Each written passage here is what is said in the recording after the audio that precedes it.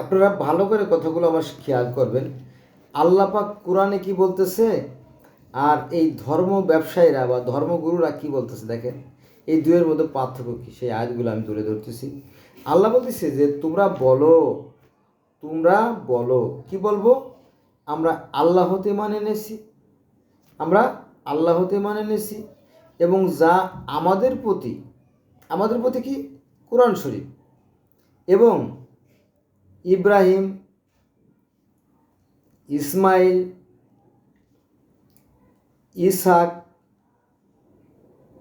ইয়াকুব ও তার বংশবলির উপর যা অবতীর্ণ হয়েছে এবং মূসা, ঈসাকে এবং অন্যান্য নবীদের প্রতি তাদের রবের পক্ষ থেকে, ওই যে ইহুদি খ্রিস্টানের রব বলে, রাব্বি বলে, এখানে যেন রব শব্দটা আসছে।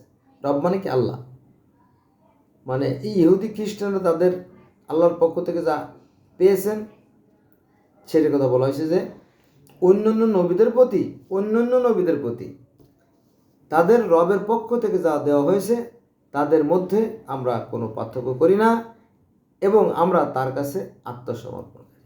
এটা আছে সূরা আল বাকারা আয়াত নম্বর 136।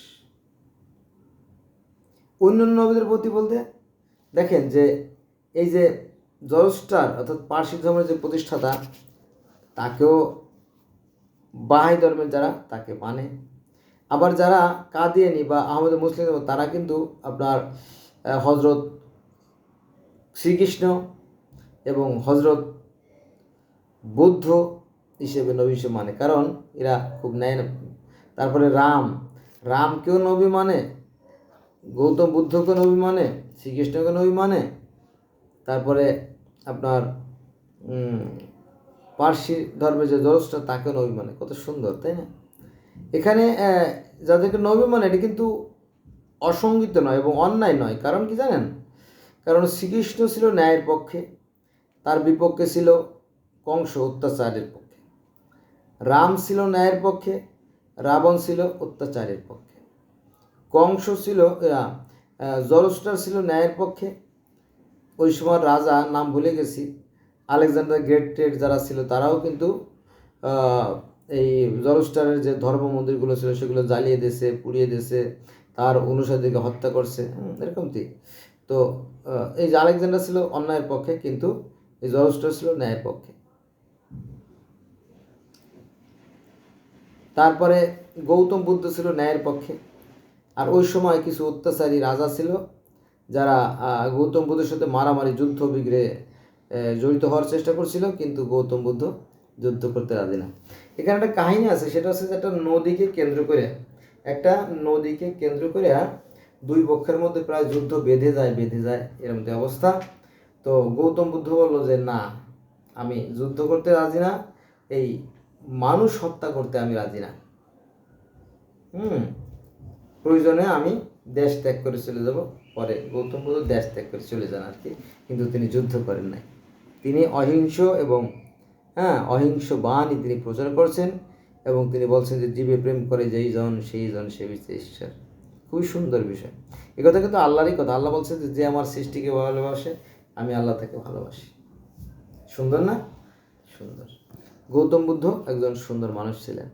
এখন আপনি যদি সুন্দরকে সুন্দর না বলেন, সেটা আপনার একান্ত ব্যক্তিগত, কিছু যায় আসে না। কোরআন কিন্তু বলছে যে অন্যান্য নবীদের প্রতি তাদের রবের পক্ষ থেকে যা দেওয়া হয়েছে, অন্যান্য নবীদের প্রতি তাদের রবের পক্ষ থেকে যা দেওয়া হয়েছে, তাদের রব এক একজনে এক নামে ডাকে। কেউ বলে আল্লাহ, কেউ বলে হরি, তাই না? এই আয়াতটা আমি আবার স্পষ্ট করে আপনাদের সামনে শোনাচ্ছি। শোনেন কি বলা হয়েছে? তোমরা বলো আমরা আল্লাহ হতে ঈমান এনেছি এবং যা আমাদের প্রতি অর্থাৎ কোরআন অবতীর্ণ হয়েছে কোরআনের প্রতি এবং ইব্রাহিম, ইসমাইল, ইসহাক ও ইয়াকুবের প্রতি তাদের বংশাবলীর উপর যা অবতীর্ণ হয়েছে এবং মূসা ও ঈসাকে এবং অন্যান্য নবীদের প্রতি তাদের রবের পক্ষ থেকে যা দেওয়া হয়েছে, তাদের রবের পক্ষ থেকে যা দেওয়া হয়েছে, অর্থাৎ তাদের ভাষায় যেটা দেওয়া হয়েছে, হয়তো তাদের ভাষা আমরা জানি না আর আমার ভাষা হয়তো সে জানে না, তাই না? এই পার্থক্য। কোরআন কিন্তু ঠিক আছে, কোরআন কিন্তু সুন্দর, কিন্তু আমরা ধর্ম ব্যবসার ক্ষেত্রে এসে এগুলো উল্টোপাল্টা করে ফেলছি, তাই না? তাহলে অন্যান্য নবীদের প্রতি তাদের রবের পক্ষ থেকে যা দেওয়া হয়েছে আমরা তাদের মধ্যে কোনো পার্থক্য করি না। এটা কার কথা? কোরআনের কথা। কিন্তু হুজুর বলে না, অন্যান্য সমস্ত কিতাব ডিলিট হয়ে গেছে। তার মানে কি, এই হুজুর কোরআন হাদিস পড়ে আবার কোরআন বিরোধিতা করে শুধুমাত্র তার পেট বাঁচানোর জন্য। এটা ধোঁকাবাজি না, রীতিমতো প্রতারণা। কারণ এটা খুব সেন্সিটিভ বিষয়। যারা সহজ সরল সাধারণ মানুষ, তারা তো এই আলেম ওলামাদেরকে পীরের মতো ভক্তি করে এবং আল্লাহর পরে তাদের স্থান বলে সম্মান করে। কিন্তু এখানে যদি তারা বেঈমানি করে, তাহলে আর কি বিশ্বাসের ঘরে চুরি বা শীতকাতা হয়ে যায়। তাহলে অন্যান্য নবীদের প্রতি তাদের রবের পক্ষ থেকে যে দেওয়া হয়েছে আমরা তাদের মধ্যে কোনো পার্থক্য করি না এবং আমরা তার কাছে আত্মসমর্পণ করি। এটা আছে সূরা আল বাকারার 136 নম্বর আয়াত। আপনারা গুগলে যাবেন, গুগলে গিয়ে সার্চ দেবেন সূরা আল বাকারা আয়াত নম্বর 136, দেখবেন যে এই আয়াতগুলো চলে আসছে। আমি মিথ্যে বলতেছি, সঠিক বলতেছি। কিন্তু এই সমস্ত কথা কিন্তু আমাদের আলেমরা বলে না, তারা হাদিস দিয়ে চালা দিতে চায়। হ্যাঁ, খুব রসালো রসালো মিষ্টি মিষ্টি গল্প কিচ্ছা কাহিনী দিয়ে দিয়ে। এটা খুবই কষ্টকর একটা ব্যাপার। আর একটা আয়াত বললে আপনার আরো স্পষ্ট হবে কথাগুলো। সেটা হচ্ছে যে প্রত্যেকের নির্দিষ্ট দিক আছে, সেদিকে সে মুখ করে, প্রত্যেকের বিভিন্ন জাতির।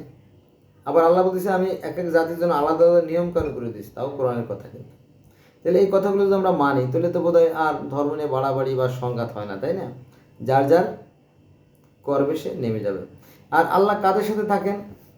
আপনি যদি গোটা 30 পারা কোরআন শরীফ পড়েন, দেখবেন যে আল্লাহ পাক 4 ব্যক্তির সাথে থাকে। যারা সৎকর্মশীল, যারা ন্যায়পরায়ণ মুত্তাকি, যারা পরেজগার এবং যারা ধৈর্যশীল, 4 ব্যক্তির সাথে তারা থাকে। তার মানে কি, যারা সৎ তাদের সাথে তারা থাকে।